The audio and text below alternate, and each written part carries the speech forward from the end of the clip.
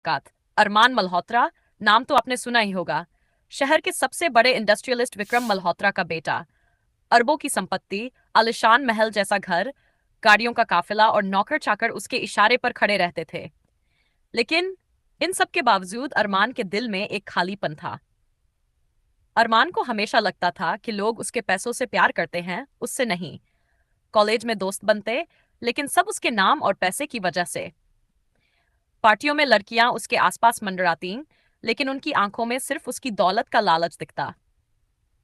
इसीलिए अरमान ने एक दिन ठान लिया, मुझे देखना है, अगर मैं एक साधारण इंसान बनकर लोगों के बीच जाऊं, तो क्या कोई मुझे वैसे चाहेगा जैसे मैं हूं, बिना इस दौलत के। सच्चाई छुपाने की शुरुआत अरमान ने अपनी महंगी गाड़ियां छोड़ दी, महंगे ब्रांडेड कपड़े अलमारी में रख दिए और एक आम लड़के की तरह सादे कपड़े पहनकर घर से निकला। उसने अपने पिताजी से कहा कि वो बिजनेस सीखने के लिए रिसर्च करना चाहता है और वो लाइब्रेरी जाने लगा। पहली मुलाकात। लाइब्रेरी लाइब्रेरी की शांति में उसे पहली बार सिमरन दिखी।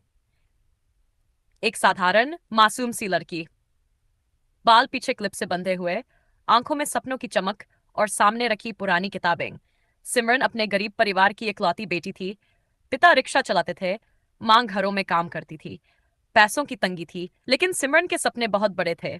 वह पढ़ाई में टॉप करना चाहती थी ताकि परिवार को गरीबी से बाहर निकाल सके।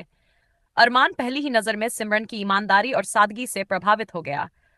उसने बात करने की कोशिश की। हाय, मैं अरमान हूँ। तुम यहाँ रोज आती हो? सिमरन ने सिर उठाकर देखा और हल्की मुस्कान दी। हाँ, मुझे किताबों से बहुत लगाव है। और आप? अरमान ने झूठ बोला। मैं यहाँ रिसर्च के लिए आता हूँ। वैसे मैं भी बस एक छोटा मोटा जॉब करता हूँ। सिमरन ने उसके कपड़े, उसका अंदाज देखा। सब कुछ बहुत साधारण था। शायद इसी वजह से उसने सोचा कि अरमान भी उसी की तरह एक सामान्य लड़का है। दोस्ती की शुरुआत दिन बीतते गए।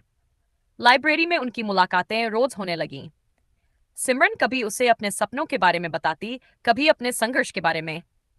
अरमान चुपचाप सुनता और सोचता, ये पहली लड़की है जो मुझसे मेरी सच्चाई जाने बिना भी इतना भरोसा कर रही है। धीरे धीरे दोनों के बीच दोस्ती गहरी होती गई। एक दिन सिमरन ने कहा, जानते हो, अमीर लोग हमेशा घमंडी होते हैं, लेकिन तुम बहुत अलग हो, सादे और सच्चे। काश हर इंसान तुम्हारी तरह होता। अरमान ने उसकी बात सुनकर मन ही मन मुस्कुराया, लेकिन उसके दिल में डर भी बैठ गया। अगर सिमरन को मेरी असली पहचान पता चली, तो क्या वो भी बाकी लोगों की तरह मुझे छोड़ देगी? एपिसोड 1 का अंत। पहला ट्विस्ट। उस रात अरमान अपने कमरे में अकेला बैठा था। उसके सामने महंगे सूट और घड़ियां रखी थी। वो शीशे में खुद को देख रहा था और सोच रहा था, सिमरन मुझे इस अरमान के लिए चाहती है, या फिर अगर उसे असली अरमान पता चला तो सब खत्म हो जाएगा। यहीं से शुरू होता है राज और ट्विस्ट का असली खेल। दोस्ती गहरी होती गई। लाइब्रेरी की रोज की मुलाकातें अब आदत बन चुकी थीं। अरमान हर सुबह जल्दी उठकर साधारण कपड़े पहनता और अपनी चमचमाती कारों की बजाय पैदल या ऑटो से लाइब्रेरी पहुंचता।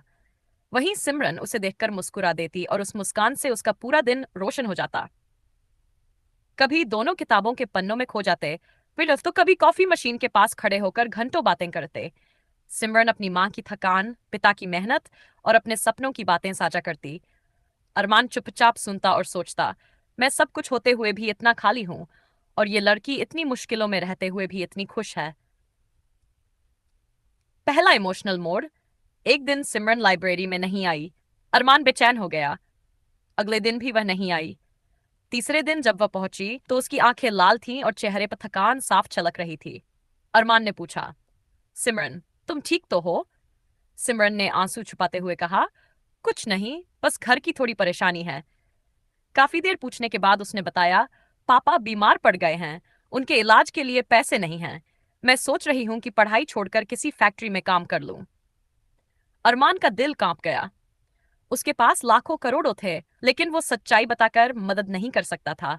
उसने झिझकते हुए कहा, अगर तुम्हें मेरी मदद की जरूरत हो तो मैं कोशिश करूंगा। सिमरन ने तुरंत कहा, नहीं अरमान, मैं किसी पर बोझ नहीं बनना चाहती। मुझे अपनी लड़ाई खुद लड़नी है। अरमान उसकी इस आत्मसम्मान से और भी प्रभावित हो गया। अरमान की दुविधा। उस रात अरमान घर पहुंचा और पिता ने पूछा, अरमान, तुम कहाँ गायब रहते हो इन दिनों? हमारी कंपनी का काम संभालने की बजाय तुम लाइब्रेरी में क्या कर रहे हो? अरमान ने बहाना बनाया। पापा, मैं रिसर्च कर रहा हूँ। लेकिन उसके दिल में कुछ और ही चल रहा था। वो सोच रहा था, काश मैं सिमरन को सब कुछ बता पाता, लेकिन अगर उसने भी मुझे पैसों की वजह से अपना लिया तो? नहीं, मैं ये रिस्क नहीं ले सकता। दूसरा मोड़। नजदीकियां धीरे धीरे दोनों के बीच लगाव और बढ़ने लगा। एक शाम जब दोनों लाइब्रेरी से बाहर निकले तो तेज बारिश होने लगी। अरमान ने अपना जैकेट उतारकर सिमरन को उड़ा दिया। सिमरन हंसते हुए बोली, तुम हमेशा इतना ख्याल क्यों रखते हो? लगता है जैसे तुम्हारे दिल में कुछ छुपा है। अरमान ने उसके चेहरे की ओर देखा, लेकिन कुछ कह न सका, बस मुस्कुरा कर रह गया। एपिसोड 2 का अंत। रहस्य गहराता है। रात को सिमरन अपनी डायरी में लिख रही थी, पता नहीं क्यों अरमान मुझे दूसरों से अलग लगता है।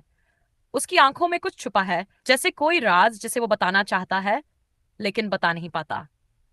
दूसरी ओर अरमान बालकनी में खड़ा था। बारिश की बूंदें उसके चेहरे पर गिर रही थी।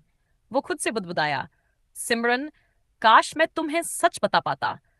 लेकिन क्या सच्चाई छुपाते छुपाते अरमान कहीं खुद अपने ही जाल में फंस जाएगा।